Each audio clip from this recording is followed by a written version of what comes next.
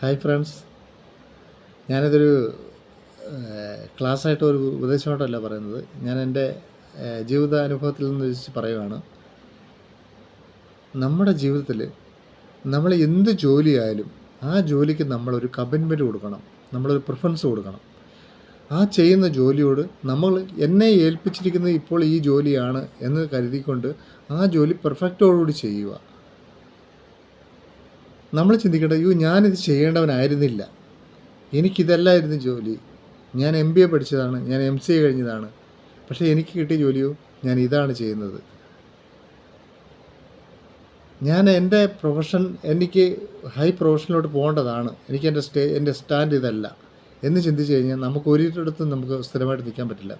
നമ്മുടെ മനസ്സ് ഇങ്ങനെ പുതിയ പുതിയ മേച്ചിൽപ്പുറങ്ങൾ തേടി പായുന്ന ഈ ആട്ടുകുട്ടികളെ പോലെ ആയിപ്പോകും നമ്മുടെ മനസ്സ് നമ്മൾ കൺട്രോൾ ചെയ്ത് നിർത്തുക. അതായത് എനിക്കിതാണ്, ഇപ്പോൾ ഇതാണ്, നൗ ഐ ആം ഹിയർ. പിന്നീട് ഇനി എന്താണ്, ഫ്യൂച്ചർ എന്താണ്, അത് മറ്റുള്ള കാര്യങ്ങൾ നമ്മൾ വരുന്നതനുസരിച്ച് റൊട്ടേഷനനുസരിച്ച് നമ്മൾ ചെയ്തുകൊണ്ടിരിക്കും. ഒരു കാര്യം പ്രധാനം ശ്രദ്ധിക്കുക, നമ്മൾ ചെയ്യുന്ന കാര്യങ്ങൾ പൂർണ്ണമായിട്ടും കമ്മിറ്റ്മെൻറ്റോടുകൂടി, അതായത് പൂർണ്ണ സമർപ്പണ ബോധത്തോടു കൂടി നമ്മൾ ചെയ്യുക. അതിൽ മനസ്സിൽ നമ്മളെ അലട്ടുന്ന പല സംഭവങ്ങളുണ്ടാകും. റിലാക്സ് ചെയ്ത് പല കാര്യങ്ങളും നമ്മൾ റിലാക്സ് ചെയ്യുന്നില്ല. റിലാക്സ് ചെയ്ത് നമ്മൾ മുന്നോട്ട് പോകുമ്പോൾ നമുക്ക് ജീവിതത്തിൽ അച്ചീവ്മെൻറ്റ്സ് ഉണ്ടാകും. ആ അച്ചീവ്മെൻറ്റ്സാണ് നമ്മൾ കൈകെട്ടി മേടിക്കേണ്ടത്.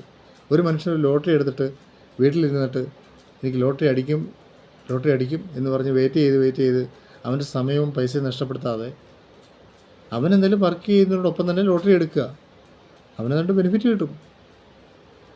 ഞാൻ പറയുന്നത് എത്രമാത്രം അർത്ഥവത്താണോ ഉൾക്കൊള്ളുന്നുണ്ടോ എന്ന് എനിക്കറിയത്തില്ല, എങ്കിലും ഞാൻ സംസാരിക്കുകയാണ്, ഷെയർ ചെയ്യാൻ ആഗ്രഹിക്കുകയാണ്.